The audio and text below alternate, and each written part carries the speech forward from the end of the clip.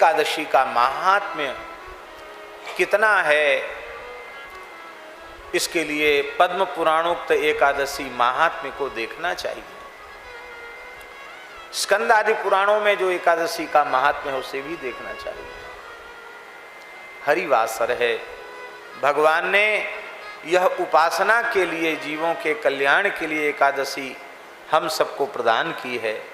एकादशी का अत्यंत श्रद्धा निष्ठापूर्वक एकादशी का आदर करना। एकादशी में सर्वोत्तम पक्ष है कि आहार वर्जन किया जाए, कुछ भी न लिया जाए, सर्वोत्तम पक्ष ये है।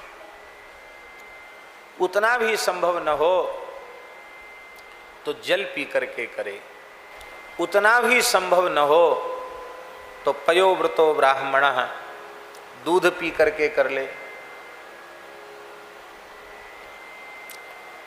उतना भी संभव न हो तो कुछ फल आदि लेकर के एक बार कुछ फल आदि ले ले और कर ले।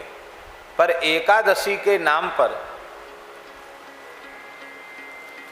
बहुत अधिक चिकने चुपड़े पदार्थ बना करके और कूटू की पूड़ी और सिंघाड़े का हलवा और राजगिरे का हलवा और मलाई के पुआ और लच्छेदार रबड़ी, बादाम का हलवा, काजू की। एक महात्मा बड़े विनोदी थे,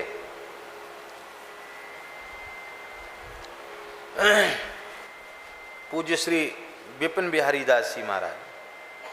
वो कहते थे कुछ नहीं, एकादशी है आज और खाना ही क्या है। विनोदी थे, इस प्रकार कहते, काजू का आटा का थोड़ा सा केला का, उसमें केला मिला करके उसका पूड़ी बना लिया, थोड़ा मेवा का साग बना लिया, और क्या है एकादशी है, थोड़ा रबड़ी ले लिया, और क्या है एकादशी है, थोड़ा मखाने का खीर बना लिया। ऐसे कह के 10-5 व्यंजन गिना देते थे। ऐसी एकादशी तो रोज आवे। तो एकादशी को बार बार आहार लेना या भरपेट फलाहार भी करना, यह उत्तम पक्ष नहीं है। उत्तम पक्ष तो यही है कि एकादशी एकादशी के जैसी होनी चाहिए।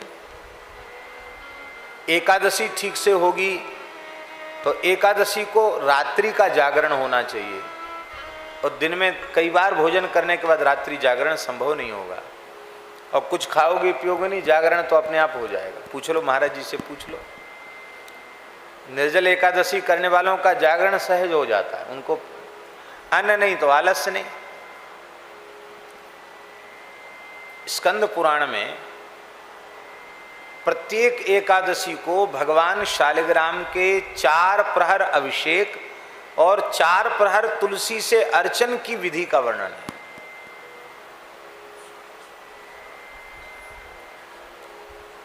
कितनी बड़ी, जैसे शिवरात्रि में 4 प्रहर की पूजा होती है, ऐसे ही स्कंद पुराण में 4 प्रहर भगवान तुलसी शालिग्राम के अर्चन का, उनके 4 बार अभिषेक, 4 बार पूजन, 4 बार सहस्रार्चन, और इतना करते करते और गायन वादन नृत्य करके कीर्तन करके वो सवेरा हो जाता, अपने आप जागरण हो जाएगा।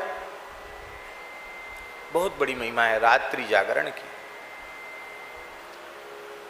कार्तिक मास में कम से कम तुलसी से अर्चन अवश्य करना चाहिए भगवान का, हो सके तो सहस्रार्चन नित्य करना चाहिए। तो एकादशी की बड़ी भारी महिमा है, एकादशी जागरण की महिमा है।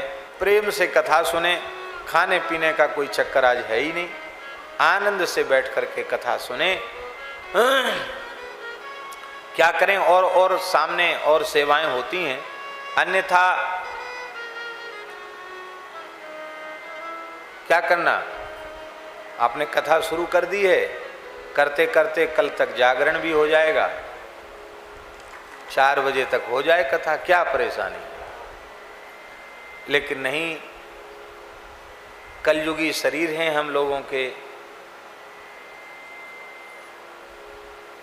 दूसरे दिन से आप लोग लंबी दंडवत कर लेंगे, बोले भैया वहाँ तो जाने ही खतरे से खाली नहीं, इसलिए कोई बात नहीं। पर आज एकादशी है, हो सकता है कि कुछ थोड़ा समय अधिक हो जाए, तो उसमें कोई आप लोग घबराना नहीं। और जिसको जहाँ जाना हो आवश्यक सेवा के निमित्त, वो प्रसन्नता पूर्वक प्रस्थान करें, किसी को मनाही नहीं है। जितनी देर बैठ सकें सहज उतनी देर बैठें, कथा सुने, बाकी आप लोग स्वतंत्र हैं। राम कृष्ण की प्यारी गैया सारे जग की माता है। राम कृष्ण की प्यारी